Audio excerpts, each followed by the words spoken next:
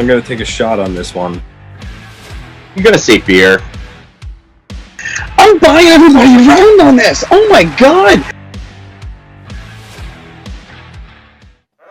Welcome back, everybody, to Big Apple Hockey Bar Talk, where we gauge our confidence on NHL topics based on our choice of drink.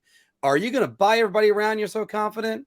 You just so you want a beer, or you just need a shot on this one because it's depressing. So I'm going to start with this one and direct it down to the man who's in the lower square today, Mr. John Polkowski. The Rangers actually benefit from the early shutdown. I'm buying everybody around on this because Gerard Gallant the other day actually said that if they were to play tonight, that both Panarin and Sorokin would have been in the lineup. So this is an absolute blessing in disguise for them in a way. You're going to have Igor back and healthy. Artemi Panarin's going to be back and healthy as well. You want both of your guys back, and especially against a team like Montreal. They could have used the both of them. I mean, their next game is against Detroit on Monday. Detroit is not a pushover, as the Islanders know. So the Rangers better go into that game with their heads, up straight, on straight, and really come out flying against that team. They have no excuse at this point. I don't want to hear about rust. They had so many games in a small schedule span. And in a certain amount of days, what was it, 6 games in like 9 days or something like that? Something ridiculous, but they should be rested now, and they should come out flying against Detroit. So this is a round for me. Anthony. Round. I think for sure Phil Gallant gives Panarin some more time, gives Shesterkin some more time, just extra reps to get even healthier. And also the Rangers, haven't been playing their best hockey lately. So I think maybe it's a little bit of time to regroup there, try to find their game. But then at the same time, a lot of teams are going to probably say to themselves, this is coming at a good time and regroup. So I think it's an even playing field there with benefiting a bunch of teams. But I think for sure the Rangers benefit from this. I'm going to go round 2. There is a caveat to what I think, and that they shut down the practice facilities. As soon as they said no cross-border travel, the Rangers could still practice. They're still a young team. Young teams need to practice. And Mika Zibanejad was starting to come alive. But you know what? It's still around because the health of Sorokin and Panarin matters so much more than anything else. Panarin, who, by the way, is, I think, 5th in the NHL in scoring. I'm going to be talking about NHL scoring leaders more in a little bit. Going to the Islanders, Robin Lehner returned this week with the Vegas Golden Knights, and he decided to shave in honor of Lou Lamoriello, his 1 year there. So, Anthony, Robin Lehner is the best short-term wonder in Islander history. You're muted, Ant. I actually replaced this one in the rundown because I thought it was a little silly because, I mean, there haven't really been many Islanders over the years that's played 1 year and left. I changed it to Oliver Wahlstrom needs to play at Barzal when he. Don't worry, I'm putting that in the rundown right now. But I mean, as for this one, I mean, when I rack my brain to try to think of some of recent Islanders to only play 1 year and leave, I mean, it's definitely Lehner. So round Lehner connected with the fan base. He made those comments that the Islander fans saved his life. I think it's because that I don't know. Forget it was the day of training camp that year. Arthur Staple put out the article where he sat down with Lehner, and that's when Lehner first opened up about his struggles with depression and all that. And I think connected with a lot of fans. I mean, a lot of hockey fans are blue collar people that live life. Like everyone else, kind of a million things going on. So a lot of people in this world have anxiety and depression. And I think that's why he connected with so many people to show that a professional athlete like him can be open about it. And the Islander fans connected with him, and they loved him. And he had a lot. It didn't hurt that he had a lot of success too on the team. So for sure, he made it. Lehner made a big impact on the Islanders and vice versa. Great person. Seemed like a great teammate. I still scratch my head why they opted to let him go. But Me too. I mean, yeah, this is a no-brainer in terms of it being around. Phil. There really isn't much to say after Anthony's explanation. It's around. I mean, you don't really see many players and get really endeared to the Islanders fan base the way that Robin Lehner has in general, never mind ones that have been there for only a year. I think there are more players that the Islander fan base hates than there are the ones that have come and had that kind of impact in such a short amount of time. So this is definitely around. Yeah, I think it was just an easy round for all of us, and I was trying to think of somebody else to compare him to. P.A. Parento was one of those guys that I could think of. That's why I changed it from 1 year wonder to short term wonders. Adrian Aucoin was fantastic for them for a few years and then disappeared. I'm trying to think of some other guys other than Blake. I mean, Mark Parrish, Jason Blake had 130-goal season. 40 goal. 40 goal. Yeah. Yeah. You still had to get 30 to get to 40. Okay. And mind you, Robin Lehner has a tattoo of Long Island on his neck. I mean, and that he pointed to it. Yeah. That just goes to show how much he loved the island and the fans and what it meant to him. And so quick question before I move on to your Wahlstrom thing. Anthony, how awkward was it that Andy Green got honored for 1,000 games, got an ovation? The bigger ovation was for the guy that only played one season with him, playing on the opposite team. I mean, I'm not surprised. I mean, don't get me wrong. Andy Green playing 1,000 games in this league. It's impressive. It just shows longevity, health. But Andy Green, has only been an Islander for a short amount of time, and even though Lehner was too, obviously the story and everything made Lehner a much more of a fan favorite. But I mean, I don't think that's newsworthy at all. But congrats to Andy Green for reaching 1,000 games. By the way, Phil, looking at Anthony's lighting, does it feel like he's going to break out into Phil Collins? I could hear it calling in the air tonight. Yeah, anyway. You definitely botched the lyrics of that song. All right. Badly. Okay. Moving on. Oliver Wahlstrom should play with Mat Barzal when play resumes. Going back to you, Mr. Islander. Buying everyone around here. After a little bit of a tough stretch, after a great start, Wahlstrom has been one of their best players lately. And Barry Trotz pointed to the fact that, when he was in his slump and maybe not doing things right away from the puck, which was limiting his ice time, he said one thing that he's doing now is he's passing the puck. Because Wahlstrom, we all know how well Wahlstrom shoots the puck. So he was saying how, Wahlstrom, when he's not going, he's just kind of shooting it every time he gets it and not really making a heady play and, using his teammates to help him.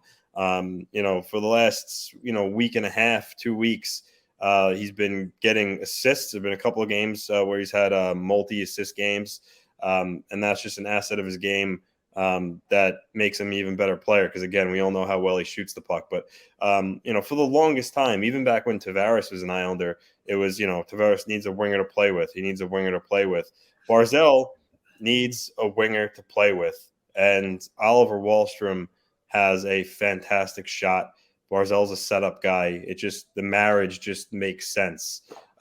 So Barry needs to, quit playing around and limiting Wahlstrom's ice time, and because he produces despite not getting a lot of minutes. So play him with Barzal, and hopefully they can, really connect and make some magic because, you'd think the writing's on the wall based on the two styles of games they both play. But I think every Islander fan should be happy that Wahlstrom is with this team because I think he's going to be a really good player in this league and he needs a good centerman in Barzal to play with. I gotta go down to John because he was so animated just now. What were you thinking? Because Anthony, literally, the thing he said about Tavares needing a winger was exactly what I was going to say. It's that they needed a winger a top flight level sniper, somebody who can come along and like score 30 goals with their top center for all these years. And now they're not even going to try to do that. So I don't even know anymore why Barry Trotz won't do this, but this is absolutely around. He's the best winger they have in terms of pure skill and talent. He's the very best. I don't care what anybody says about Beuvillier. I don't care about what anybody says about Anders Lee. Anders Lee has not looked the same since John Tavares left because John Tavares and Anders Lee, their styles meshed well together. I've said from the start, even Anthony, you know this, when we were at the station, I was telling you that Anders Lee was definitely not going to produce the same way with Mat Barzal that he did with John Tavares. And 3 years later, here we are. So put Oliver Wahlstrom with him. It's time to make the move. It's time for Barry Trotz to start giving Oliver Wahlstrom the same leash that he's given Josh Bailey and Kyle Palmieri and some others who haven't really been carrying their own weight. So, yeah. We're wearing out this button so far today, but I'm buying everybody around on this one too. I've been calling for this for a while. They should have moved Wahlstrom up to start the year. I forgot. Anthony, who's the other wing on that line? Lee and Bailey. Okay. Well, but it wasn't Bailey originally. Because he's with the B line. Well, yeah, but because Eberle left, so they switched things up. Yeah, but originally it was who are they playing on the first line? They tried Palmieri for a brief time, but it's been Lee and Bailey for all of this year. Yeah, and there you go. If you put together the 3P line, as I called it this week, which was Parise, Pajot, and Palmieri, maybe that's a new line. And that could help out this team and resurrect them. And Oliver Wahlstrom, you know what? Turn the kid loose. This kid will just fire the puck from everywhere. Anders Lee has got his big ass in front of the goalie's eyes. Have at it. That kid can actually get 20 goals right now, if not 30. If you just go with that. He's got the shot that would get him 30 goals. Easy 30 goals. And the skating's improved to the point where I don't see why he can't play with Mat Barzal, especially when the other winger is Anders Lee, who couldn't keep up with Mat Barzal if Mat Barzal had cement blocks attached to his skates. I can tell you. I mean, I could tell you the reason, Phil. It's because Trotz, as we all know, is very big with being responsible defensively, and I guess he feels that Barzal is still spotty sometimes, and that Wahlstrom's a young player and has his deficiencies right now. So I guess he doesn't want two out of the three players at the top line having to worry about. But I get it, but I'm gonna. By the way, everyone, I'm sorry, I'm not really vocal in the comment section today. My computer is lagging beyond belief, so I can't even type anything right now.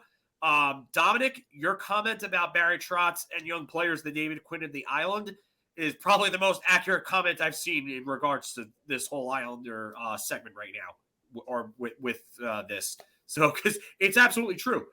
So, I agree with Anthony, but at the same point, if you're not going to give this kid a chance, when? If not now, when? And before we move on, I just have a little bit of a hot take, but I was talking with Islander fans in a group that I'm in, and the last year before Trotz took over, the 17-18 Islanders, tire fire defensively. I mean, they let up a lot of goals, but they were one of the top scoring teams, in the league. I think they were in the top 10 in goals for, because Doug Waite played a wide open system. I'm not saying I want Trotz to do that, but I'm starting to believe that he's got to loosen the reins here with the system he plays, because, Barzal should be putting up more points than he does. I mentioned Palmieri, the guy scores 25 goals a year for 4 or 5 years, and now all of a sudden he doesn't score. Anthony Beuvillier has a lot of talent. Wahlstrom, Lee and Nelson. Here's the thing. I think he needs to maybe have them start playing a more offensive brand of hockey. I've got one small short point I can add to what you're saying. Barry Trotz's system wins, but Barry Trotz's system isn't going to win with the Islanders unless he eases up a little bit, because he doesn't have the talent that he had in Washington to win with. So unless he decides that he pulls off the reins just a little bit and gives them some slack, Mat Barzal is going to remain a 65, maybe 70-point player when he should probably be a guy that scores 75 to 85 if he's got a decent winger with him. Barry Trotz has been known to actually pull back the reins, though. He did that in Nashville, I believe, back in the Steve Sullivan era. Not really. They were the same team back then. It's just that Steve Sullivan came in, and right off the bat, Steve Sullivan was about a point per game player when they acquired him at the 04 deadline from Chicago.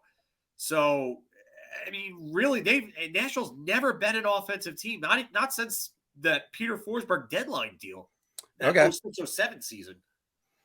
But that's what great coaches have to do. You got to pull it back a little bit. I would actually have used a comparison for John Tortorella and Chris Kreider for this as well, but that's another story. Philk, going on. The New Jersey Devils season is over. The Devils lost 6 in a row before the pause. Yeah, I mean, I don't see how the Devils make the playoffs. If anything, they should be worrying about draft positioning now, because if you added Shane Wright or someone like a Matt Savoy or a Brad Lambert to like that core of players, then New Jersey starts looking like a real monster going forward. I would do that. I don't know what they would need to how or why they'd be able to get back into the race. They would have to win 90% of their games probably to make the playoffs. They're just in as bad of a position as the Islanders are, and the Islanders need to win, I would say, at least 85% of their games going forward. So I don't think the Devils can do anything. It's over. Just try to develop your players. Look for steps in the right directions with guys like Jack Hughes, Dawson Mercer. You want someone like Igor Sharangovich. You want to see more out of him. Yeah, Jesper Bratt is playing at almost a point per game. I mean, there are good signs, but I wouldn't worry about making the playoffs if I were them. I'll jump in since we're waiting for Anthony to get back, and I'll say this. Yeah, it sucks. I predicted the Devils were going to be hanging in there, especially after their game against the Rangers a couple weeks ago, where I was like, wow, this team fights. This team is good. I mean, Lindy Ruff, one of the winningest coaches in NHL history, possibly one of the most overrated ones, I'm starting to think. But it's just, I look at this team and I think they should be better. I think they should be much better, but their defense just isn't that good. No, but I mean, that's what happens when Ryan Graves is playing on your top pairing. Oh, wait, I might get DM'd by somebody for saying that. All right. Well, and you look at that again, you look at the Devils, you look at their roster, and I mean, Sharangovich I had as one of my sleepers. So, oh, hey, I guess. Oh, sorry. Anthony, that's Anthony. Yeah. I'm like, Phil, you're putting it in. No problem. No, my laptop is lagging so hard. Like I said, I can't even respond to you guys. I see all your comments. Hello, everybody. Hope you all are having a good holiday season. Yeah, I can't. My screen's lagging hard. The comments are coming in all laggy. I don't know what's going on right now. I gotta hand it to you, Anthony. You're always creative at getting interactions when you're not on screen. All right. AZ, by the way, it's not Barkov. It was Nick Bobrov, who was the head European scout for the Rangers at the time that drafted Kravtsov. So, and there's a little bit of questions you got to ask with that guy right now. So, if you like that video, we got a lot more. So check out any of these that are right over here. And don't forget to like, share, and subscribe. Your ideas are intriguing to me, and I wish to subscribe to your newsletter.